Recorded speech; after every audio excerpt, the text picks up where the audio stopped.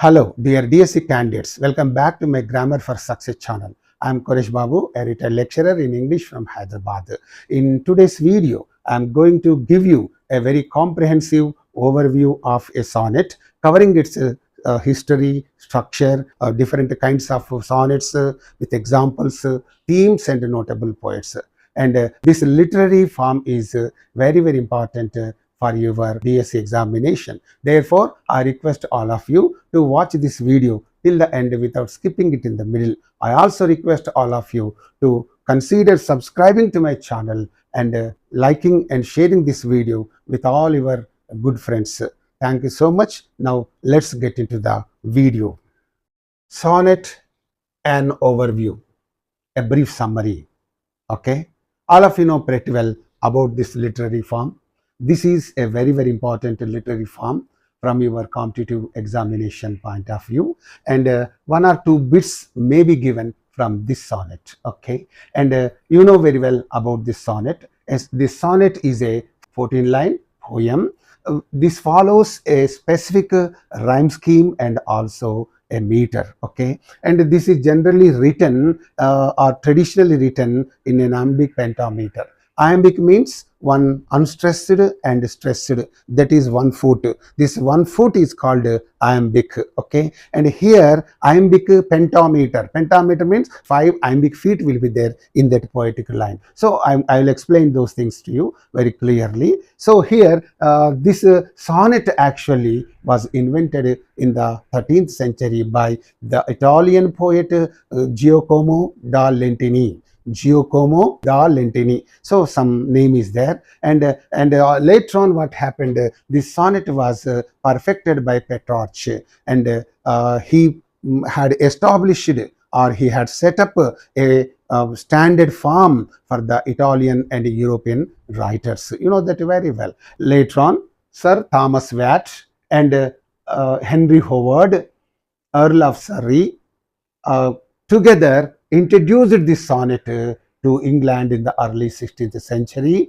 And here another important point about this is there. Sir Thomas Watt and Henry Howard later on made so many modifications in this sonnet form, and leading to the establishment of Shakespearean sonnet or English sonnet. And you know very well, it was developed by Shakespeare still more, and he wrote so many, as many as 154 sonnets in his lifetime. So in that way, Shakespeare was the person who made use of this sonnet extensively. That's the point I would like to tell you. In this way, there are several important points about this sonnet, and I cannot tell you all those things orally like this, because you may not retain all of them in your mind, and therefore I have decided to give them on the slides one by one and explain all of them so that you can retain all of them in your mind. And whenever you want, you can watch this video again and again, and you can remember all these things after going through this video. That's why I'm putting all those important points on this slide. Okay, and please pay a very good attention to this video and try to learn these important things about this great literary form that is sonnet. Okay, and now I would like to give you the points one by one. Okay, here you pay attention to this. A sonnet is a 14-line poem. All of you know pretty well about that, and that follows a specific rhyme scheme and meter. It follows a specific rhyme scheme. Rhyme scheme means the last word of each line will be rhyming with the last word of another line. That is called a rhyming scheme. And meter, all of you know very well, metrical meter, right? And iambic pentameter, it follows only the iambic pentameter. So that's why this 14-line poem sonnet always follows a specific rhyme scheme and meter. Traditionally, this sonnet is written in iambic pentameter. Iambic means, already I have told you about this, unstressed, okay, unstressed plus stressed. This is 1 foot, okay, stressed and unstressed and stressed. This is called iambic foot. Iambic foot. And pentameter means 5 iambic foot will be there. Okay, iambic feet will be there. Okay, 5 iambic feet. That means 5 twos are 10. 10 syllables will be there in each and every line. So in that way, that is the meter this sonnet follows always. Okay, now we are going to learn this point with examples, okay, very clearly, right? And here you pay attention. The sonnet form was invented in the 13th century by the Italian poet Giacomo da Lentini.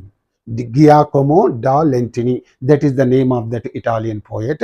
This literary form was invented by this Italian poet. It was later perfected by Petrarch. This Petrarch was an Italian poet, and in the hands of this Petrarch, this form, literary form, had undergone so many changes, so many modifications, and it was even developed by this Petrarch. And whose sonnets to his beloved Lara. He wrote so many sonnets in this literary form. Okay, and all those sonnets had established a standard form for Italian and European poets. So these sonnets had set up or established a standard form for the Italian and European poets later on, and that is the important point. Now let's go to learn other important things. His sonnets became widely influential in Renaissance Europe. So whose sonnets? Petrarch's sonnets became widely influential, widely popular, widely influential in Renaissance Europe. Okay, later Sir Thomas Watt and Henry Howard, Earl of Surrey, okay, introduced this sonnet to England in the early 16th century. These two personalities, these two famous poets have introduced this literary form to England in the early 16th century. Very easy, very simple. Watt's translations and adaptations of Petrarch's sonnets. So this Watt has adapted these sonnets from Petrarch, and he translated many of Petrarch's sonnets into English. So Watt's translations and adaptations of Petrarch's sonnets have helped establish the form in English poetry, and these translations and adaptations by Thomas Watt have established the form in the English poetry. And here you pay attention, Henry Howard later made certain significant modifications in this form. He made some significant, okay, very important modifications he has made in this literary form, and this led to the development of the English sonnet or Shakespearean sonnet. So later on, these modifications in this literary form have led to the development of the English sonnet, that is nothing but Shakespearean sonnet. And one more important point is that it was further developed by William Shakespeare. Remember, this form was further developed, further modified by William Shakespeare, right? And another point is there, a sonnet is traditionally written in the iambic pentameter. Already I have told you about this. Generally, this literary form, the sonnet is always written in the iambic pentameter. Keep all these important points in your mind, and we are going to learn about other things. Okay, next point here is each iambic pentameter line has 10 syllables, alternating between unstressed and stressed syllable. Now, I have already told you about this point. Iambic foot, okay, singular. Iambic foot is there. What is the iambic foot? One unstressed, okay, one unstressed and plus stressed. So these two, unstressed and stressed, this is one iambic foot. Like that, there are 5 iambic feet. 5 iambic feet, okay, 5 iambic feet. Okay, then what happens? 5 iambic foot means two syllables will be there. Unstressed syllable, stressed syllable. When they are brought together, that becomes an iambic foot. So it's in that way, 5 into iambic feet means 2. So 5 into 2 means 10. 10 syllables will be there. In every iambic foot, there will be 2 syllables. One is unstressed, the other one is stressed. So 5 into 2, 10. Therefore, in the iambic pentameter line, there will be always 10 alternating between unstressed and stressed syllables. So that is there, right? You know, iambic foot is generally said like this.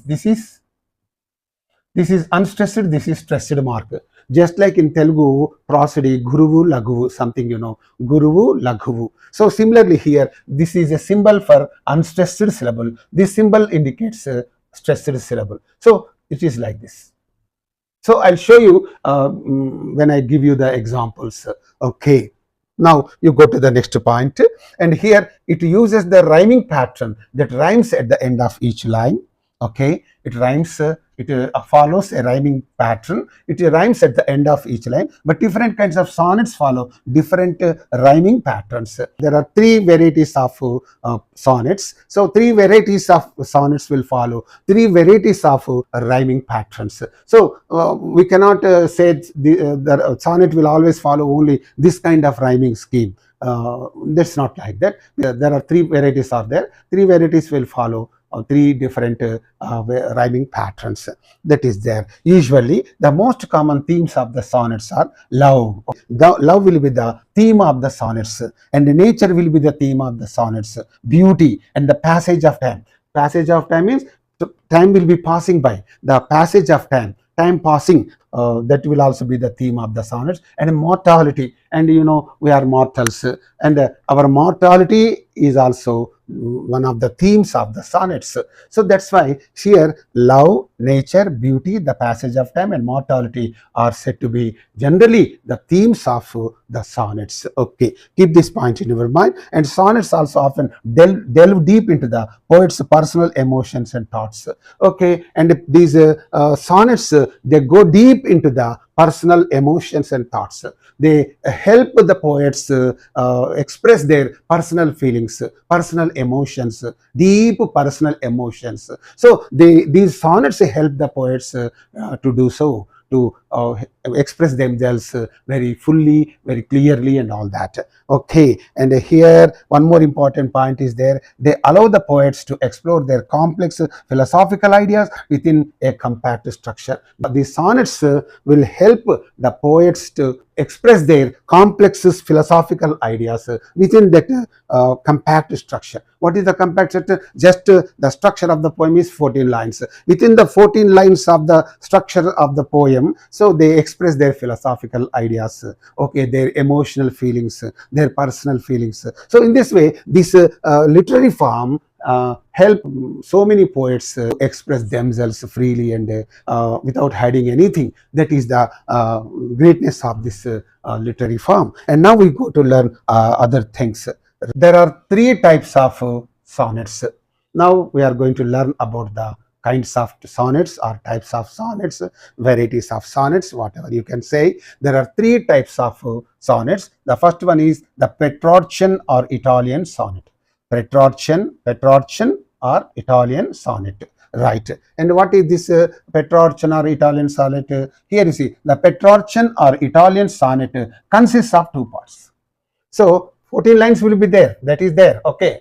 Okay, 14 lines will be there. Okay, no doubt in the number of lines, but there are two parts in this Petrarchan or Italian sonnet. First 8 lines are they taken. First 8 lines, they are called octave. Okay, octave. And remaining 6 lines are called sestet. Okay, first 8 lines are called octave. Second 6 lines are called sestet. 8 lines octave, 6 lines sestet. So this is, in this way, this Petrarchan sonnet or Italian sonnet is just divided, right? And here the rhyme scheme for the octave is ABBA, ABBA, Abba, Abba. And for the sestet, CDE, CDE, or CDC, CDC, whatever you can use. So that is there. And right, and here Olta is there. Olta means what? Olta is nothing but a thematic shift or turn. So what happens, the poet presents some problem or some situation in the first 8 lines of the poem, and in the 6 lines of the poem, what happens, he gives the solution for that. He reflects on that. So that will be there. That is called Olta. The change or the turn or the shift, okay, usually occurs at the start of the sestet.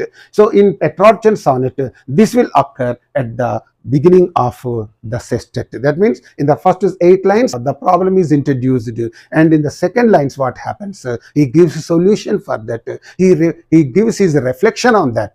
Okay, and that will start at the start of the sestet. That is called Olta. And about this Olta, one more point I think I have given you. The poet presents a problem or situation in the first part. In the first part, he presents a problem or situation and resolves it or reflects on it in the later part. He resolves it, means he solves that problem. he shows the solution to that problem, or reflects on it and he thinks of that again. He broods over that in the second part of the poem. Okay, that is as the sestet. So this is about the Petrarchan sonnet. Okay, please keep these important points in your mind. Okay, right, now let's go to take up one example for this Petrarchan sonnet. Right, an example for Petrarchan or Italian sonnet. And what is that? Sonnet 90 by Petrarch.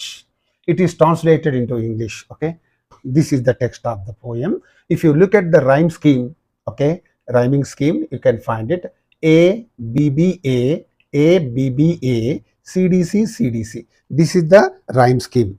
A B B A A B B A C D C C D C. So this is the rhyme scheme. Hair, rare, turned, burned, air, fair, dead, turned, alone, none, skies, guys.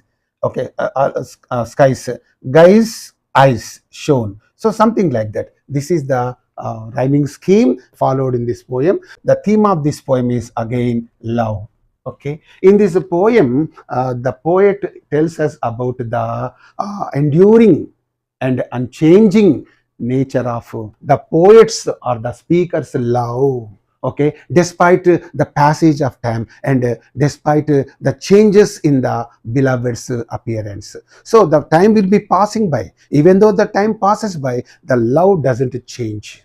This love is enduring. Enduring means everlasting, and it is unchanging also. It is enduring and it is unchanging despite the passage of time. And despite the changes in the beloved's appearance, in the human beings, what happens, in the beloved, what happens as the days pass by, the shape of the body will change.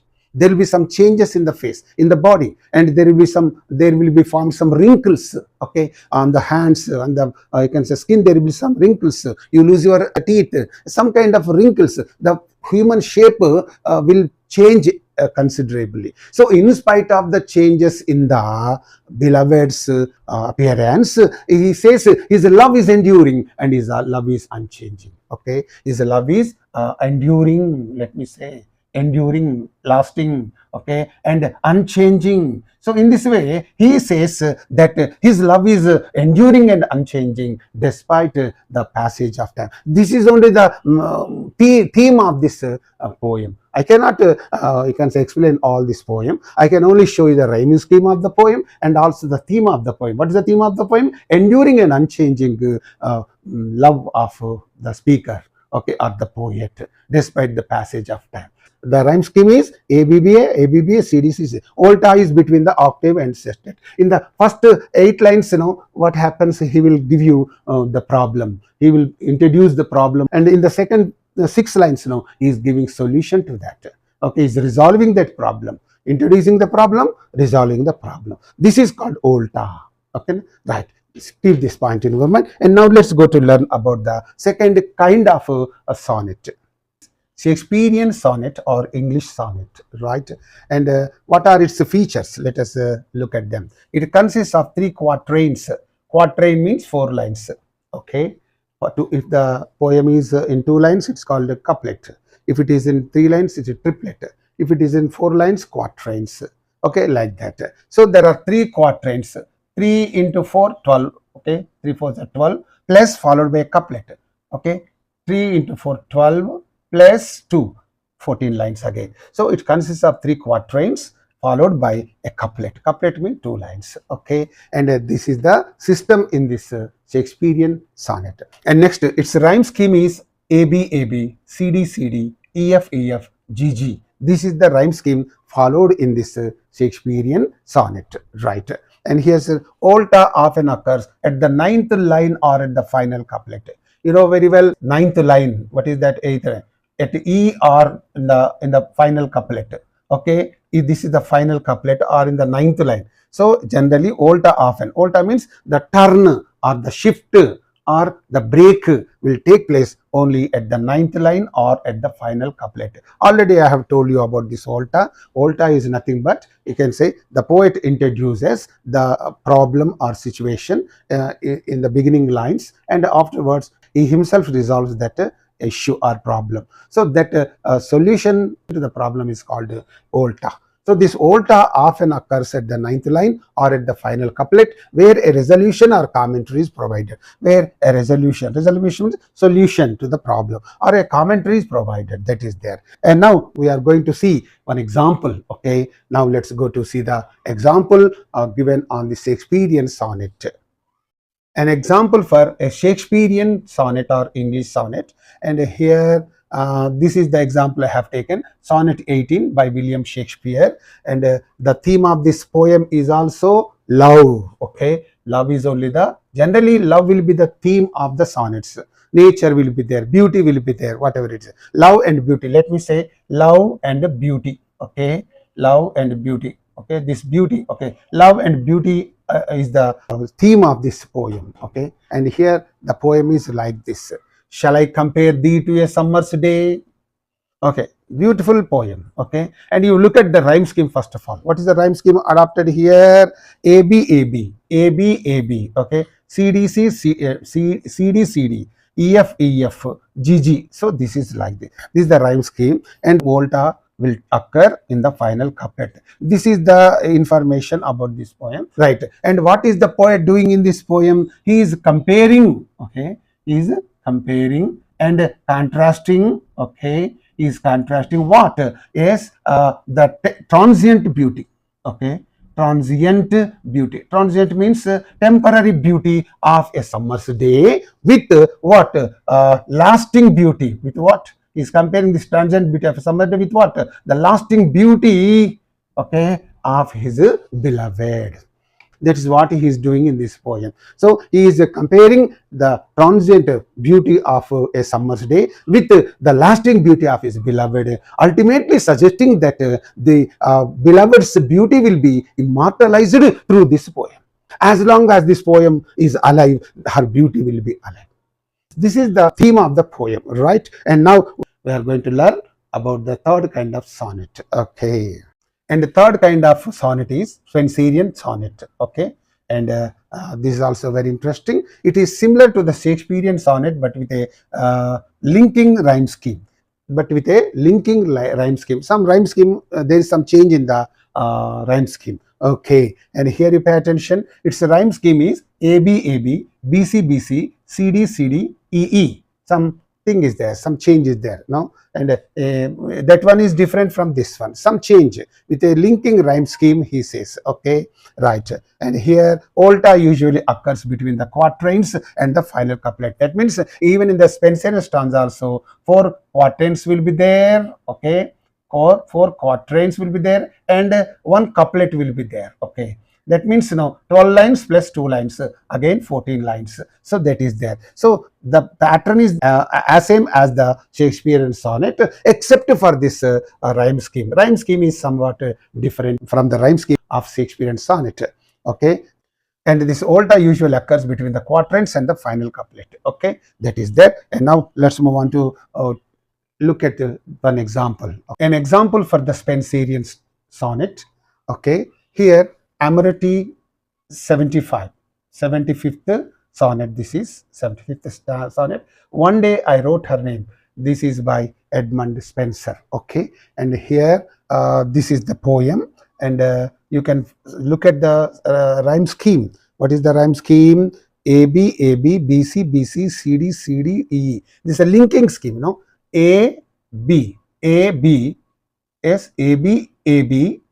BC, again B is pray say. Okay, BC BC. So the C is linking, CD CD, and D D E E, like that.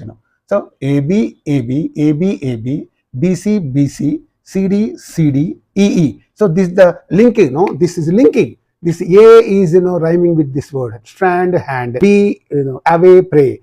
B again here, assay decay, and CC likewise devise. Okay, fame name, eternize subdue, renew, something like that. Eternize, so, and subdue new. These 2 words. See, so here likewise devise, eternize. These 3 things. C C C. So some link is there. So 4 lines, 4 lines, 4 lines, and last 2 lines. Even then, some link is there in the rhyme scheme. Okay, the first stanza is rhyming with the second stanza. The second stanza line is rhyming with the third stanza. Some link is there. That's called linking rhyme scheme is there in this Spenserian sonnet. And here in this also, if you read this poem, it's a beautiful poem. I happen to teach this poem for the BA students in NG College, Nalgonda. So it's a very beautiful poem. And in this poem, the theme is love. Okay. Again, love is the theme of this poem. And here in this poem, the poet says that his poetry can capture, okay, and his poetry can capture and preserve what? Preserve his beloved's beauty, okay, his beloved's beauty and their love, okay, and their love, okay. These two things he says his poetry can capture and preserve through the immortalizing power of poetry, okay, through the immortalizing power of poetry. Immortalizing power of poetry. He says poetry can capture and preserve his beloved's beauty and their love through the immortalizing power of poetry. This poetry has some immortalizing power. With the help of that immortalizing power, he says he can capture and preserve his beloved's beauty and also their love. He wants to make their love permanent. He wants to make their beloved's beauty permanent. How? Through this poetry, through these verses, okay. That is only the theme of this poem. So in this way, love and nature and beauty will be generally the themes of the sonnets. This point you have understood, I think, from this. And now we go to learn other important things of this literary form, okay. About the famous sonnetists, I would like to speak with you. Please pay a very good attention to this point also. Petrarchan is there. Already I have told you about this Petrarchan. His sonnets are addressed to his unrequited love for Lara. Unrequited means not responded, okay. He expressed his love, but that was not reciprocated. That means not responded love that was expressed to his beloved Lara and through his sonnets, right, blending personal emotion with intricate form. So that is the greatness of this Petrarch. And you go to the next one, William Shakespeare, known for his 154 sonnets exploring themes of love, time and beauty. So these were the themes of these 154 sonnets. And here Edmund Spenser is there, another famous sonneteer. He is well known for his sonnet sequence, Amority. Amority is a sonnet sequence. You can find all sonnets in that. And the example I have shown you just now is the 75th sonnet. That means already 74 sonnets are there in that. So the example just now I have shown you is the 75th sonnet, right? And we celebrate his courtship and marriage. Courtship, again, love and marriage, all these things. Okay, and here John Milton also wrote sonnets. His sonnets often address political and personal themes, reflecting his deep intellectual and emotional concerns. This is all about John Milton. His sonnets often express political and personal themes. In his sonnets, you can find the political themes and personal themes, reflecting his deep intellectual and emotional concerns. And his anxieties can be seen, intellectual concerns and emotional concerns also you can see in his sonnets. Okay. Other notable sonnetists on par with Spenser was on par with Spenser. Who are the notable sonnetists on par with Spenser? That is Philip Sidney. This Philip Sidney was on par with Spenser, and that means he was equal with Spenser, whose works also contributed to the form's popularity. To this literary form's popularity, his works also helped a lot. And here, William Wordsworth and John Keats, they also wrote some sonnets. And during the 19th century, these romantic poets revived the sonnet, using it to explore personal emotion and natural world. So here, to indicate his their personal emotion and natural beauty, natural world, they used this literary form in the 19th century, reviving its form also. So they made some changes. They revived the sonnet means they made some changes in the stanza form or in the sonnet form, and they wrote some poems expressing their personal emotion and natural world. And here the last one is Elizabeth Barrett Browning is there. Her Sonnets from the Portuguese is a famous collection of love sonnets. And here Elizabeth Barrett Browning is there. her sonnets from the Portuguese. This is the title of the book of her sonnets, and they are all a famous collection of love sonnets. Okay, and last point is there many modern poets like W.H. Auden, Elizabeth Bishop, and Seamus Heaney have written two notable sonnets, often addressing contemporary themes. Okay, they wrote these modern poets also wrote sonnets addressing contemporary themes. Okay, and employing innovative language. Okay, employing means using innovative language in those sonnets. So this is all about the sonnet, and hope you have understood this one. And with this, this video comes to an end. Right. Hello, dear DSC candidates. Thank you so much for watching this video. If you have any problem in understanding this literary form, you please mention it in the comment section, and or else my phone number is also given in the description. You can call me on that number and talk to me about your problems. Okay, I'm here to respond to you very happily and clarify all your doubts. One point with another beautiful video on word. I'll be back to you. Until then, bye. See you, all of you. Okay.